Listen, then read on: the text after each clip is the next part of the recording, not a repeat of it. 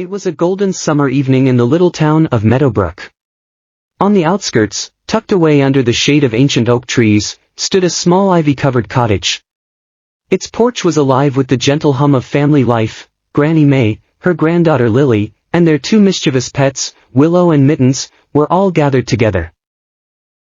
Granny May, a sweet old woman with silvery hair tied up in a loose bun, sat on her wooden rocking chair. She was knitting a scarf, bright blue, like the sky just before night falls. Her warm smile and twinkling blue eyes made you feel like everything in the world was just fine. Beside her, Lily, a curious and lively 9-year-old, was sitting cross-legged on the porch floor. She wore a yellow sundress, the kind that seemed to capture the sunshine itself. Her blonde curls bounced every time she moved, and her cheeks were dotted with tiny smudges of paint. She was working on her latest masterpiece, painting with vibrant watercolors. "Look, Granny. I think this one might actually look like a flower this time," she laughed, holding up her work. Willow, their golden retriever, lay sprawled near Granny's rocking chair. His coat gleamed in the evening light, and his floppy ears twitched at Lily's laughter. He was busy chewing on a beat-up old tennis ball, his tail thumping loudly against the wooden porch. It was as if he was saying, "Don't mind me. I'm just the happiest dog on earth." And then, of course, there was Mittens. Oh, Mittens! She was perched on the railing like the queen of the world, her gray tabby fur catching the golden glow of the setting sun. With piercing green eyes and a tail swishing lazily, Mittens surveyed her domain.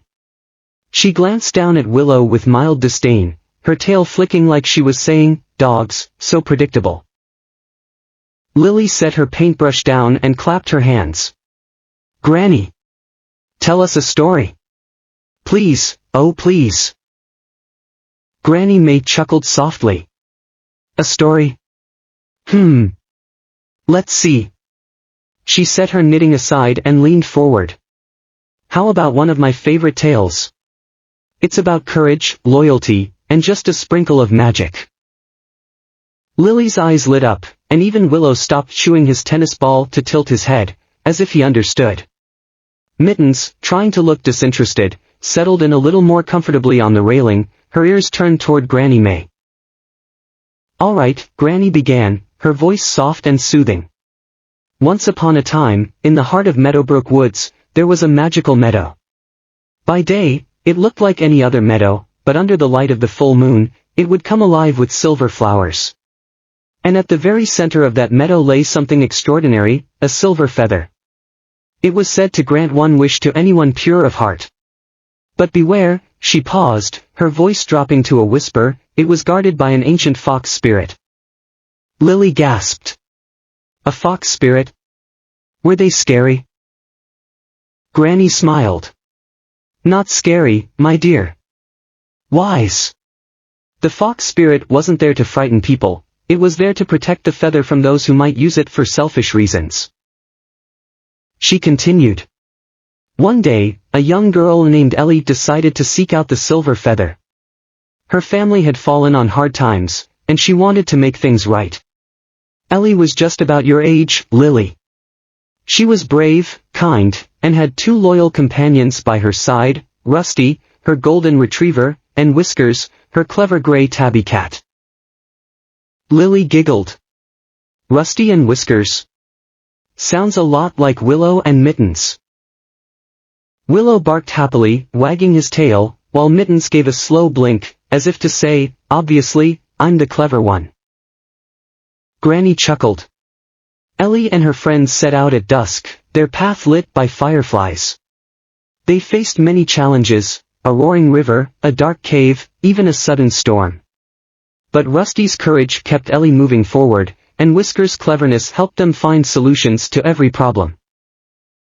Lily leaned in, her hands under her chin. "What happened next?" "Well," Granny said, her voice turning mysterious, "they finally reached the meadow. It was glowing under the moonlight, silver flowers shimmering like stars. At the center was the feather, just as the story said. But before they could take a step closer, the fox spirit appeared." Lily's eyes widened. "Was it big?" Oh, yes, Granny said. It was majestic, with fiery red fur and glowing golden eyes. The fox spirit looked straight at Ellie and said, "Why have you come here?" Granny paused for effect, and Lily held her breath. Ellie took a deep breath and said, "I want to help my family." The fox spirit studied her carefully.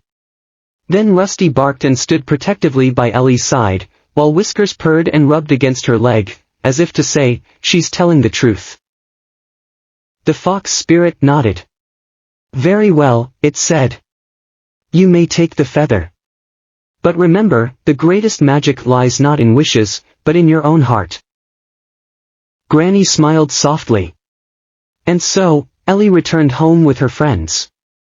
She realized she didn't need the feather to help her family, she had everything she needed within her: love, courage, and determination. Together, they worked hard and made things better for everyone.